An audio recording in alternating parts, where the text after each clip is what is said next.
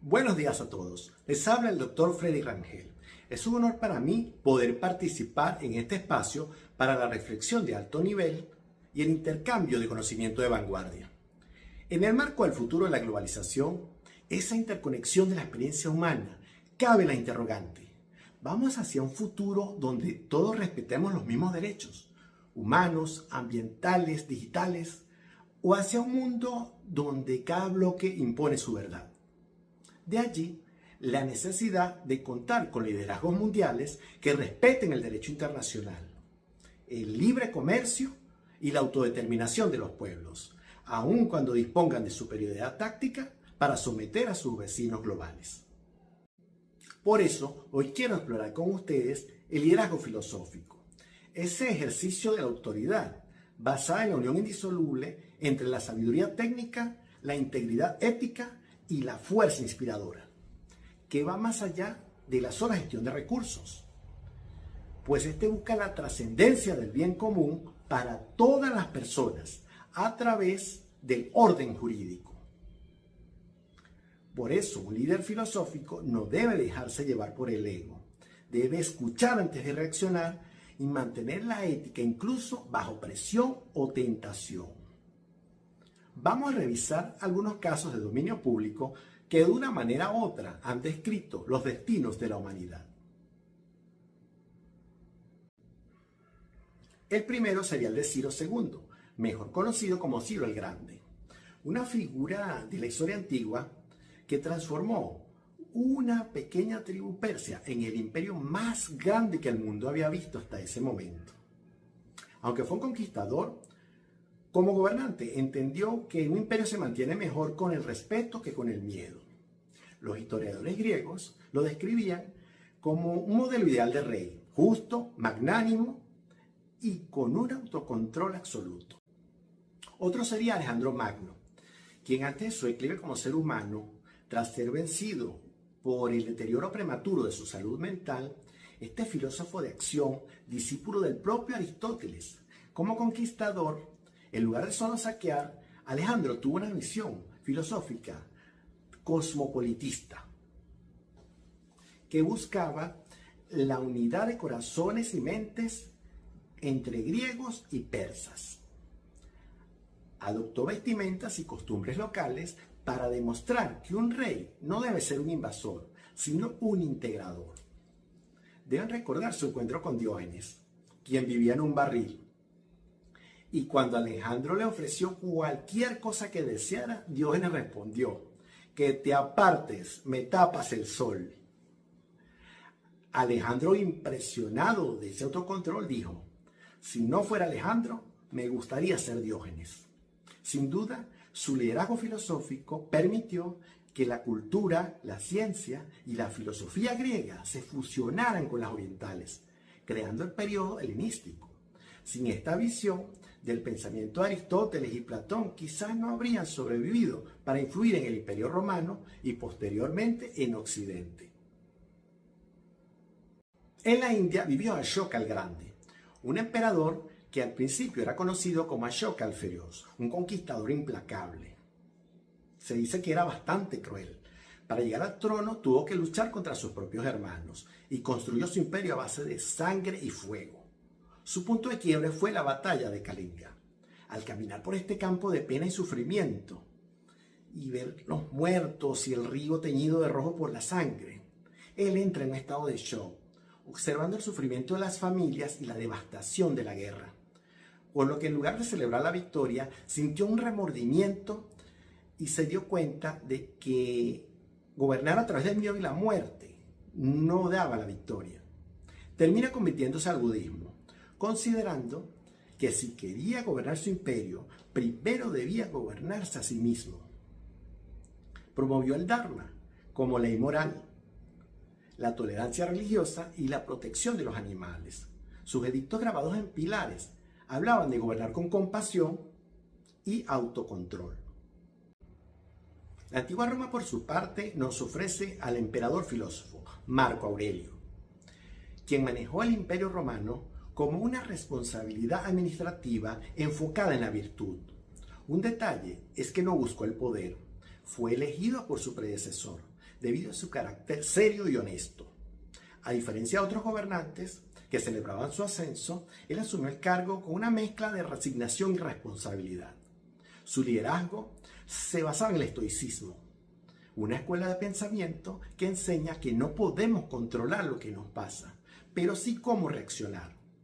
Aplicaba la lógica para resolver cada crisis, como la pandemia y los constantes ataques.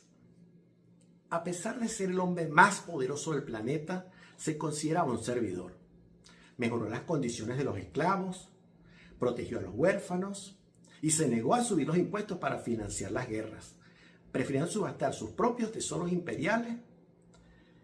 Incluso en su obra Las Meditaciones se aprecian frases como: hoy me encontré con gente ingrata, violenta y mentirosa, pero yo no puedo ser dañado por ninguno de ellos, porque nadie puede obligarme a hacer algo inmoral. Se recordaba constantemente que la muerte era inminente, lo que lo mantenía humilde y enfocado. Su gran error, dicen los historiadores, fue permitir que el amor del padre estuviera por encima de su carácter filosófico, nombrando a Cómodo como heredero, el cual fue un hombre cruel y terrible al gobernar. Continuando en Europa, tenemos al rey de Wessex, Alfredo el Grande. Este título no fue solo por ganar batallas, sino por su mente. Cuando los vikingos lanzan un ataque sorpresa, Alfredo huye a los pantanos. En lugar de rendirse y caer en la desesperación, usó ese tiempo de exilio para replantear por qué estaban perdiendo. Comprendió que la fuerza bruta no bastaba. Necesitaba una nación unida por algo más que el miedo. Fue allí donde planificó la reunificación total de su ejército y todo su sistema de defensa. Alfredo creía que un reino sin sabiduría era un reino perdido. Su dominio intelectual fue tal que en medio de guerra constante y su avanzada edad se puso a estudiar latín. Él mismo tradujo libros de filosofía para que su pueblo pudiera leerlos en inglés. En cuanto a su visión, decía que el dominio de uno mismo empezaba por el conocimiento. Si los nobles y el pueblo no eran educados, no podían ser justos. En el Medio Oriente se sabe de Saladín, sultán de Egipto y Siria. Lo curioso es que a pesar de tener el poder de un emperador, él prefería que lo vieran como un defensor de la fe y un servidor. Hay que entender que su liderazgo fue una anomalía en una época de extrema violencia, ya que su pensamiento reflejaba la idea de que la autoridad solo es legítima si se ejerce con integridad. Logró unificar a diversas facciones musulmanas que llevan décadas peleando entre sí, no solo por la fuerza, sino ganándose su confianza a través de una palabra empeñada. Lo que Saladín prometía, lo cumplía. Además, implementó la clemencia como política de Estado. Cuando logra el total sobre Jerusalén, ordena proteger a la población civil conquistada, así como garantizó el acceso a los lugares santos para todas las religiones, separando el dominio político del ejercicio religioso. Para Saladín, el campo de batalla no era un lugar para perder la ética. Su comportamiento entre las cruzadas se volvió legendario, por actos que hoy llamaríamos de alta diplomacia humanitaria. Antes de continuar con reyes, emperadores y presidentes, quisiera hacer un paréntesis y contarles sobre Lorenzo. Sin un cargo real o nobiliario, él era solo un banquero, un ciudadano común, pero en la práctica manejaba todas las decisiones importantes del Estado cuando Florencia era una república. Era miembro activo de la Academia Neoplatónica. Estudiaba a Platón y Aristóteles para entender cómo debía ser el gobernante ideal. Creía que la belleza y el conocimiento eran herramientas de orden social. Si la ciudad era bella y la gente era culta, el gobierno sería eficiente. Bajo su mando, Florencia se convirtió en el centro intelectual de Europa, no por la fuerza de las armas, sino por la fuerza de las ideas. En una Italia dividida en estados que se odiaban, como Venecia, Milán, Nápoles, Lorenzo actuó como el gran mediador. En lugar de intentar conquistar ciudades vecinas, bajo su poder, Lorenzo usaba la diplomacia. Sabía que la guerra era destructiva para el arte y los negocios. Gracias a su paciencia y capacidad de negociación, mantuvo a Italia en una paz relativa durante varias décadas. Le dio una estabilidad que permitió que el Renacimiento floreciera, en el que artistas como Miguel Ángel desarrollaron su carrera. Continuamos con el rey de Prusia, Federico II el Grande. Este es un caso curioso, porque a pesar de ser un genio militar que convirtió a Prusia en una potencia, nunca dejó su lado filosófico. Se escribía con Voltaire, compuso más de 100 piezas musicales y convirtió a Berlín en la Atenas del Norte. Su dominio propio consistía en ser capaz de dirigir una batalla en la mañana y discutir a Platón por la noche. Respecto al servicio público, cambió el concepto de monarquía por el de gestión administrativa eficiente y austera, así como fomentó la libertad de prensa, libertad de culto y eliminó la tortura del proceso judicial. Aunque la historia de la humanidad está llena de ejemplos, decidí cerrar este recorrido con uno de los hombres más grandiosos de todos los tiempos. El líder filósofo por excelencia, el libertador Simón Bolívar, padre de 6 naciones. El libertador es un líder cuya vida y obra personifica la lucha entre la ambición romántica y la realidad política. Sus cargos más destacados son el de libertador y presidente de la Gran Colombia. Aunque se le ofreció la corona en varias ocasiones, siempre la rechazó. Nunca buscó ser un rey. Su liderazgo fue tanto militar como intelectual. Sus aportes en el derecho son sumamente valiosos. A diferencia de otros líderes que heredaron imperios, Bolívar lo perdió todo varias veces. Tras el colapso de la Primera y Segunda República, quedó en el exilio.